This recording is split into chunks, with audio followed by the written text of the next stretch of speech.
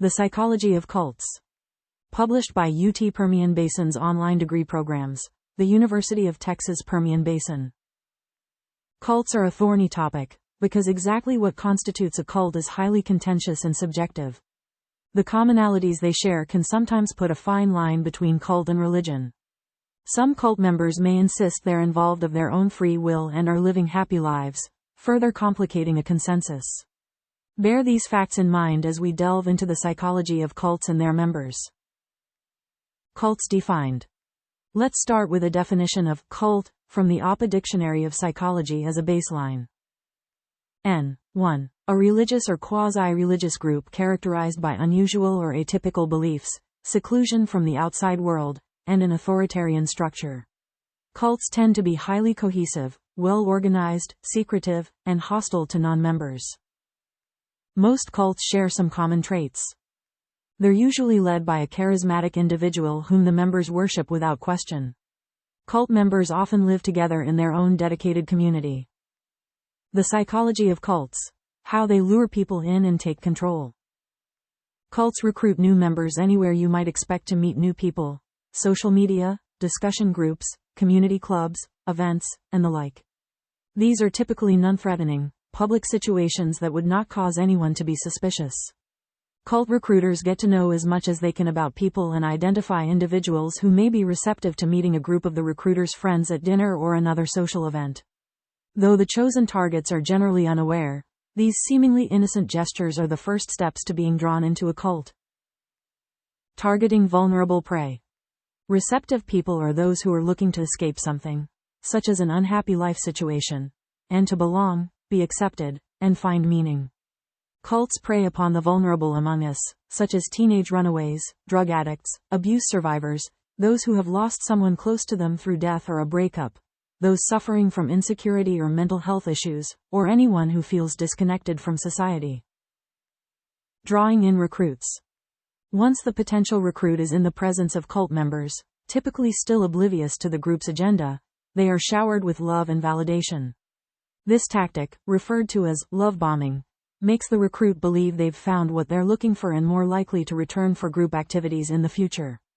This is critical in the early stages of cult indoctrination since the recruit is not yet under their influence and needs to feel secure. Taking control. As they indoctrinate new members, many cults separate them from their families, friends, and jobs, slowly remaking their identities to suit the group.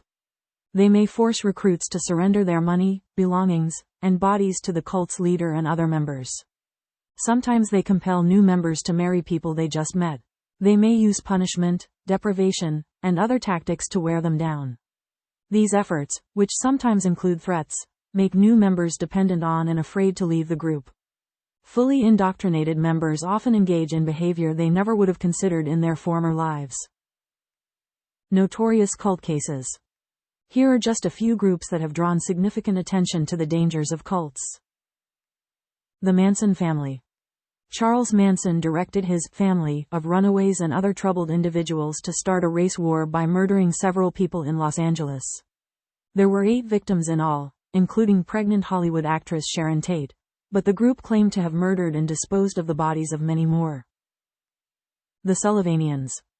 Perhaps less known than some other cults, yet one that operated virtually in the open in Manhattan's upscale Upper West Side. This group began as a psychoanalytical institute in the 1950s but evolved into a coercive sex cult that lasted for decades and counted famous artists among its membership. The People's Temple. Reverend Jim Jones ran the People's Temple in several California locations before moving the congregation to Guyana and establishing the Jonestown commune. The temple's methods came under increasing scrutiny, and upon an unwelcome visit from a U.S. congressman, Jones ordered his congregation to drink Flavor Aid, often misattributed to Kool-Aid, laced with Valium and cyanide. Many victims were children, and many adults were forced at gunpoint. More than 900 people died that day. Heaven's Gate. Marshall Applewhite, leader of Heaven's Gate, was convinced that an extraterrestrial spacecraft was hiding behind the recently discovered Hale-Bopp comet and that members of his group would be taken to a higher level of existence by that spacecraft following their deaths. As the comet passed close to Earth, 39 members of Heaven's Gate drank vodka mixed with phenobarbital, placed plastic bags over their heads, and died. NXIVM. Outwardly a self-help organization, NXIVM was secretly a sex cult assaulting women, branding the initials of founder Keith Raniere on them, and blackmailing them. The organization operated partly on a pyramid scheme structure, with masters recruiting slaves, who would eventually recruit more slaves as subordinates. The case also drew attention for the involvement of Smallville actress Allison Mack, who recruited women for Raniere. Good news. Hundreds of members of the Kenya-based Good News International Church willingly starved to death at the direction of their leader, Paul Nthenge Mackenzie, who himself abstained from the slow suicide. Mackenzie claimed to have determined the date on which the world would end, and purportedly wanted his followers to go to heaven in advance of the apocalypse. Join a program truly dedicated to positive personal and professional outcomes. Motivation. Physiology. If you're fascinated by what drives people and want to acquire the top skills today's employers are seeking, the University of Texas Permian Basin's online Bachelor of Arts in Psychology